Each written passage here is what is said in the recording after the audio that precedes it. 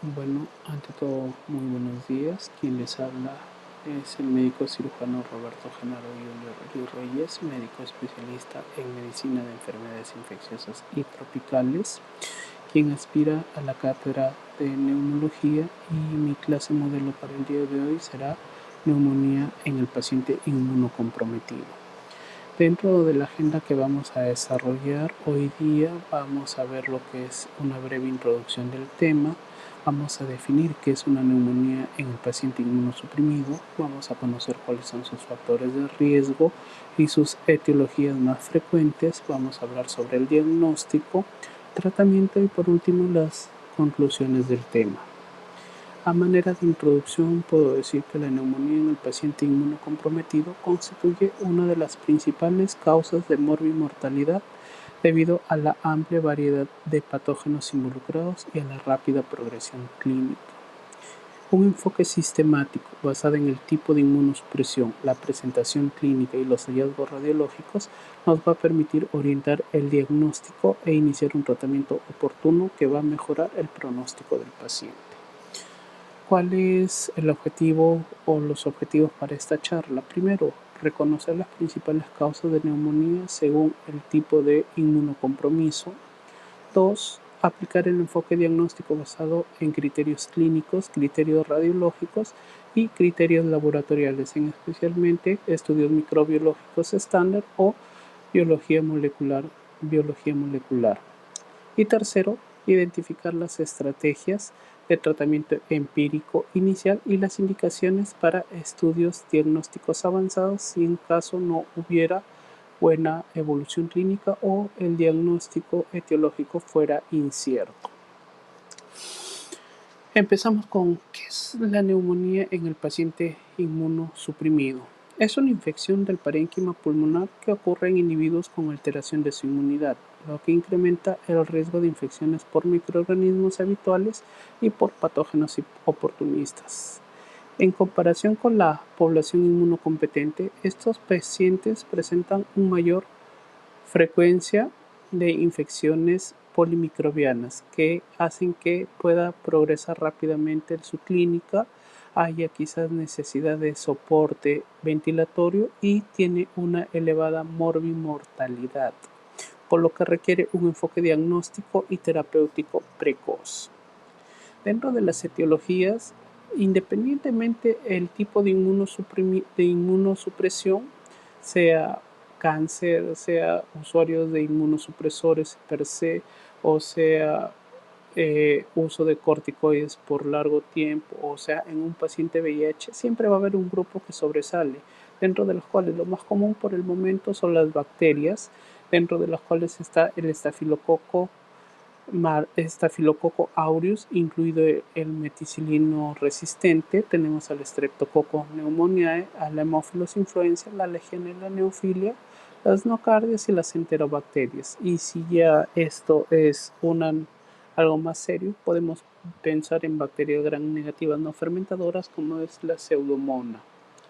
En micobacterias tenemos, como nosotros somos un país endémico, siempre pensar en micobacteria en tuberculosis en la cabeza, y si hay grado de inmunosupresión, pensar en Mycobacterium avium. También otros tipos de micobacterias no tuberculosas pueden ser causas. Virus, tenemos generalmente los virus de la estación de invierno, donde tenemos el influenza A o B, tenemos el parainfluenza, recién que hemos experimentado una pandemia con el SARS-CoV-2, y también hoy en día pues que tenemos al virus que generalmente hizo alarma a principios de año, el famoso hantavirus o el metaneumovirus humano. También como parte de los virus tenemos al citomegalovirus, pero este puede causarse en pacientes bien inmunosuprimidos. Después hongos, tenemos a Pneumocystis jirovecii, al Aspergillus fumigatus, al Cryptococcus neoformans o al Histoplasma capsulatum.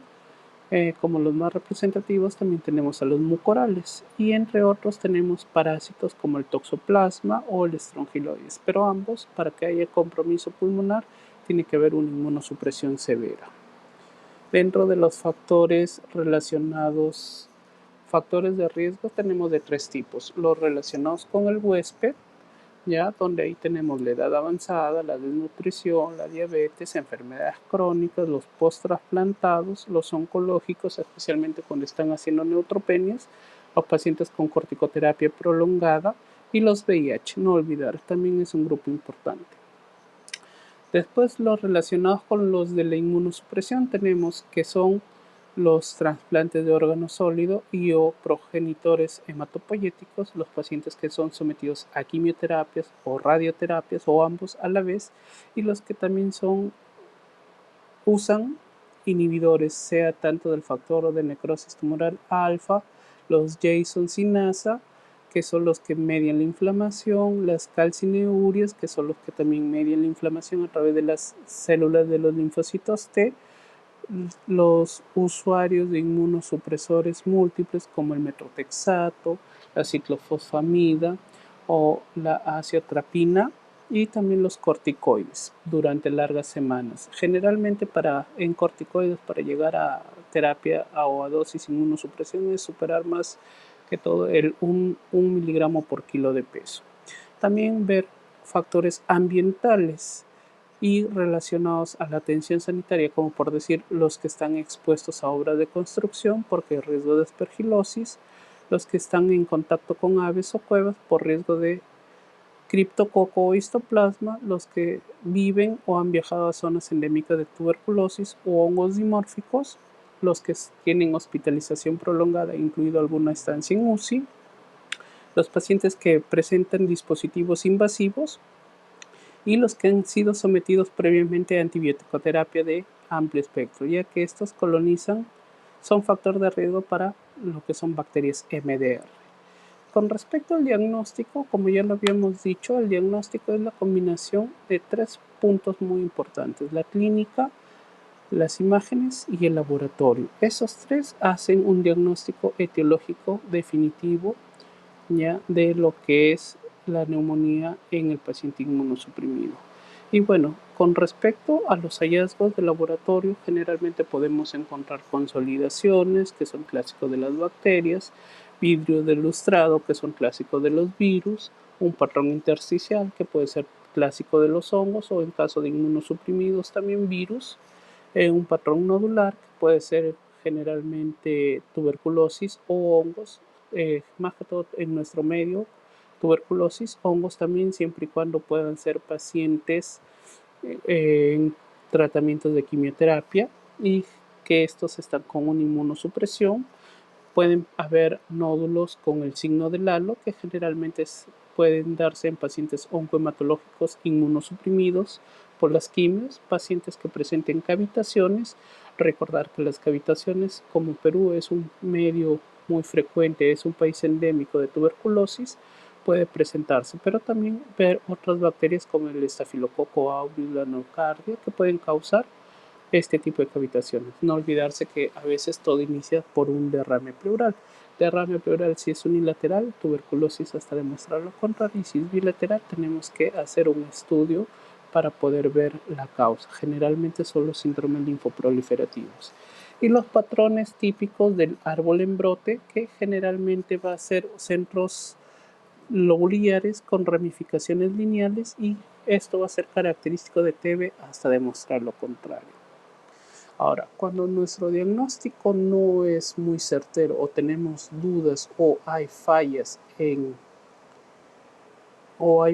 la terapéutica empírica inicial, debemos de recurrir siempre a una broncofibroscopía.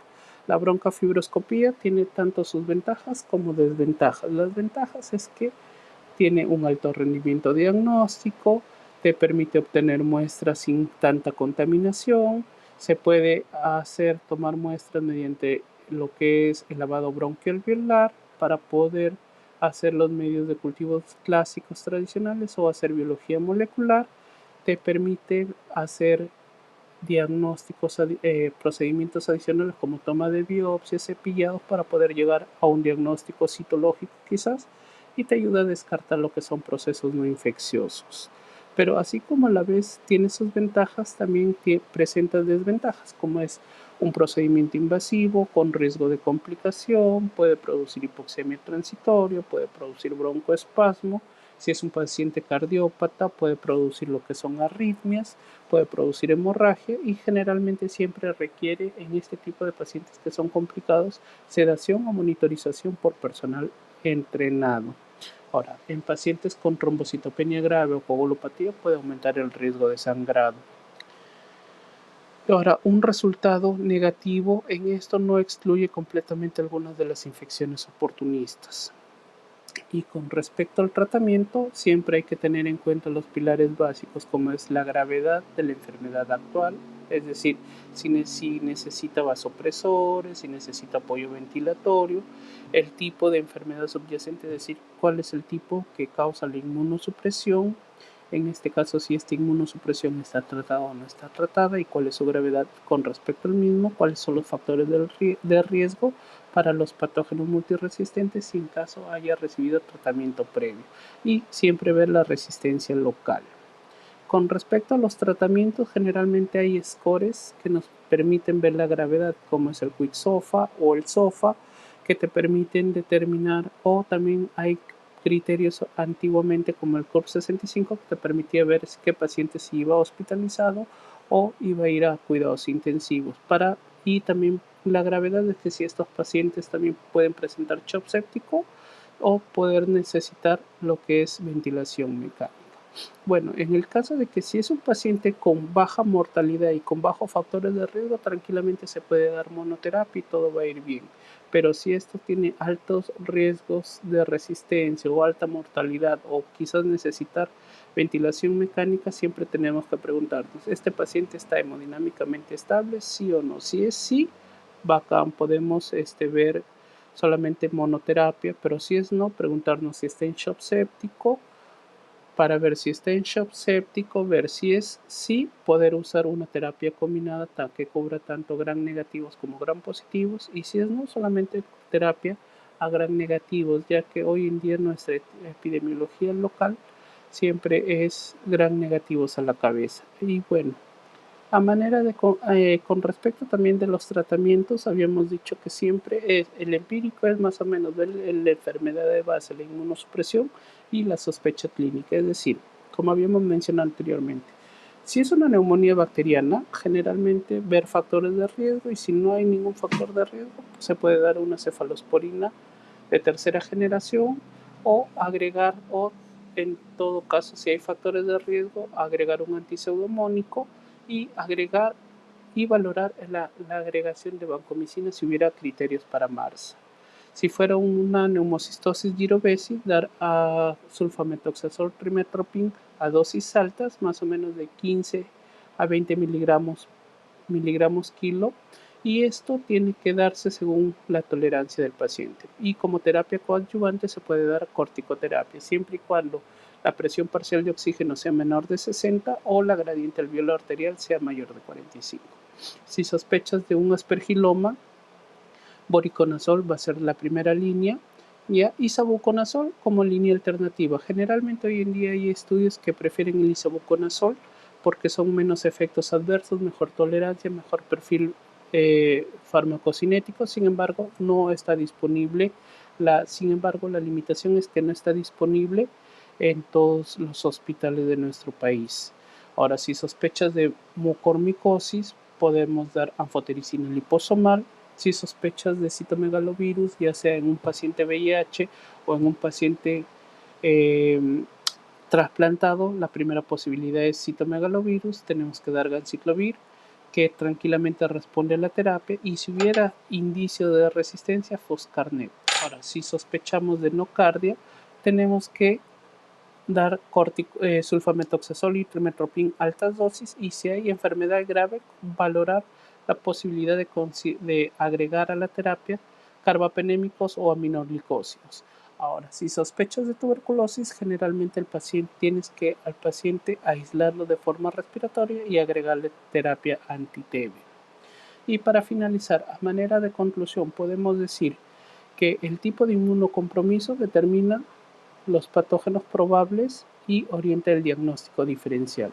La tomografía y los estudios microbiológicos dirigidos son el pilar fundamental que van a apoyar la sintomatología clínica para poder dar una herramienta para poder hacer un diagnóstico etiológico definitivo.